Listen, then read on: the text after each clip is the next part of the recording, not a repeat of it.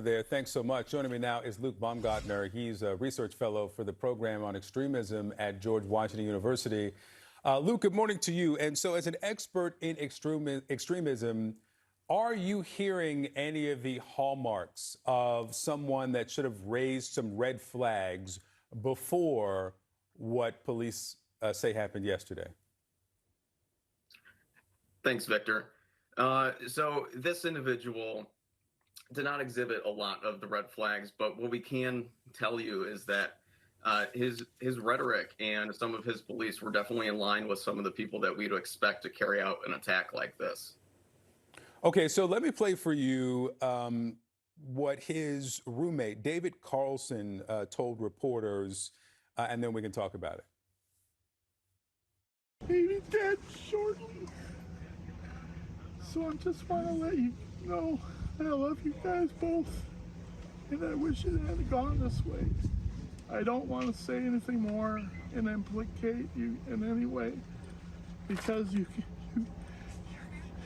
guys don't know anything about this.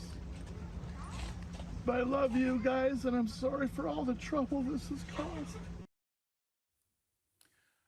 That was not the soundbite that was supposed to be played there. Instead, Carlson said that his roommate didn't exhibit many of these red flags. He said that he didn't see anything that was unusual. So I wonder, how can one identify any of these things ahead of something like this? I mean, often there is some pattern that shows. Are you seeing any typical pattern or maybe recognizable profile? So the recognizable profile definitely kind of pops out to us in this sort of research and extremism monitoring sort of community. He was a Christian nationalist who was associated with some pretty anti-LGBT and anti-abortion groups. That's where a lot of his, ministerial education came from. So to find his manifesto with all these names of pro-abortion activists on it is hardly surprising. And it's definitely in line with some of the chatter that we've seen from some more far-right individuals and groups.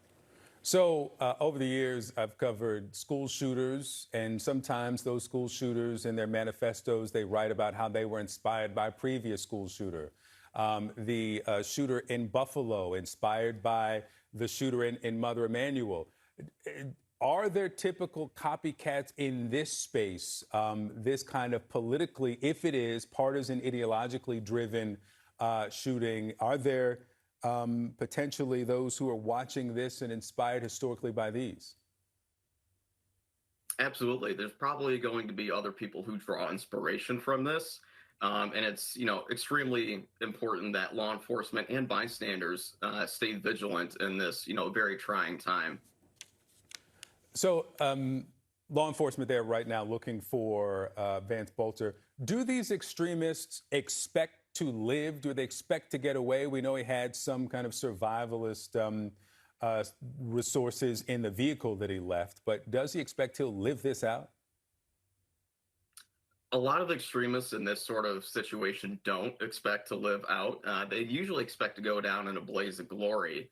However, as we've seen, that a lot of these extremists end up surviving their attacks, and they end up becoming what's sort of a living martyr instead of one who has perished during their attack. Luke Baumgartner, thank you so much for the expertise this morning.